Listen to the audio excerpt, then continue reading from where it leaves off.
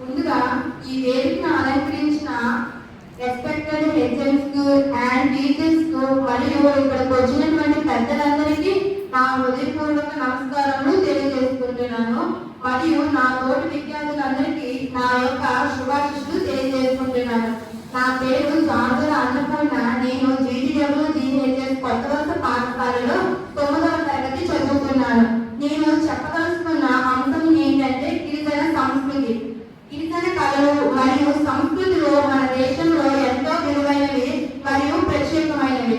గిరిజన ప్రజలు తమదైన ప్రత్యేక కళారూపాలు, నృత్యాలు, పాటలు మరియు చేతి పనులు, ఆచారాలను కలిగి ఉంటారు. ఈ తెలుగు గిరిజన ప్రజలు తమ కళలను ఆవిష్కరించడానికి మనం గురించి తెలుసుకుందాం. ఆదివాసులు, గిరిజన భిన్నజాతులు సమూహమైన భారత ఉపఖండంలో అనేక సముదాయాలు నివసిస్తున్నాయి. అయితే 2011 జనాభా లెక్కల ప్రకారం దేశంలో వీరి సంఖ్య 10 కోట్లు. ఆదివాసులు తమదైన ప్రత్యేక సంస్కృతి, సాంప్రదాయాలు, సామాజిక విలువలను కలిగి ఉంటారు.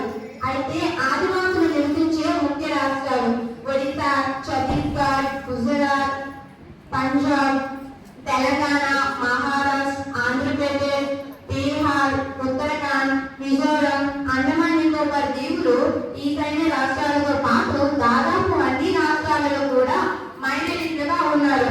అయితే ముందుగా మనం తెలుసుకోవాల్సింది ఏంటంటే మొదటిగా సంస్కృతి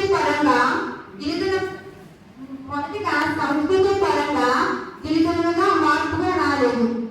అయితే ఆర్యులు భారత భూభాగం మీదకు వచ్చినప్పుడు ఇక్కడ ఎన్నో ఆదిమ జాతులు, తెగలు ఉన్నాయని వారి వేద గ్రంథాలు తెలియజేస్తున్నాయి.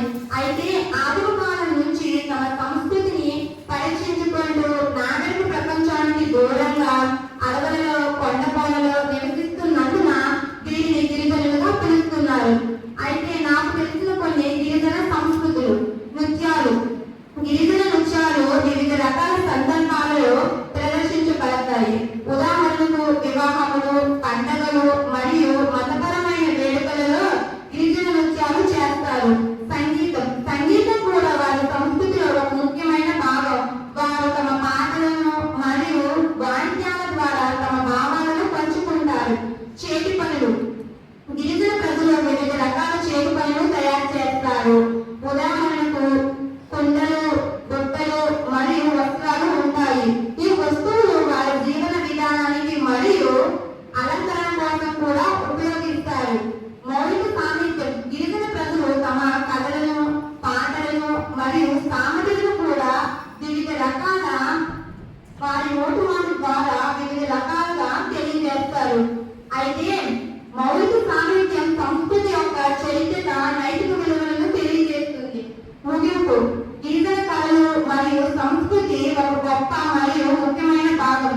వాటిని సంరక్షించడం మరియు గౌరవించడం మనందరి బాధ్యత.